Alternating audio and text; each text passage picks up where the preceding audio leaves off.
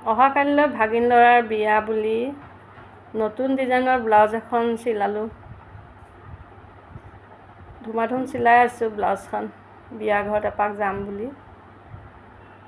ব্লাউজখন চিলাইনো কেনেকুৱা লাগিব, শেষত আপোনালোকে পিন্ধি দেখুৱালেহে গম পাব।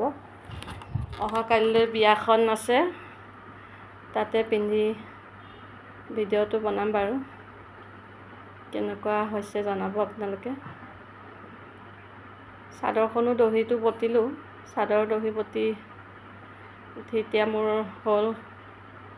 কাইলৈ এতিয়া বিয়া ঘৰৰ ৰান্ধনীক সহায় কৰিবলৈ আগদিনাখনেই আমি ৰাতি শাক চব্জি কাটিলোঁ। গাঁৱৰ ওচৰ পাঁজৰৰ মহিলাসকলো আহিল, গোটেইখিনিয়ে মিলি শাক চব্জিবোৰ কাটি কুটি থলোঁ। পাণ তামোলবোৰো কাটি কুটি থৈ আহিছোঁ। পিছদিনাখনলৈ অকণমান আজৰি কৰি থৈ আহিছোঁ। সকলোৱে মিলি ৰান্ধনী কেইজনেও পিঁয়াজ আলুবোৰ কাটিছে।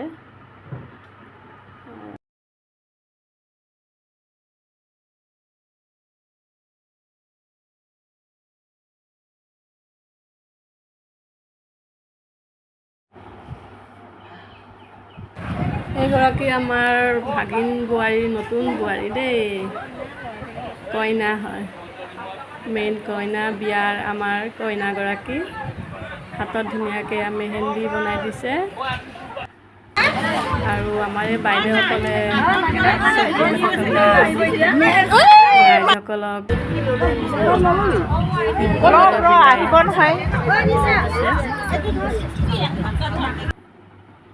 ৰাতি বৰ ফূৰ্তি ফাৰ্তাৰে সময়খিনি পাৰ হ'ল, ভাল লাগিল আহি। কাইলৈ আকৌ লগ পাম।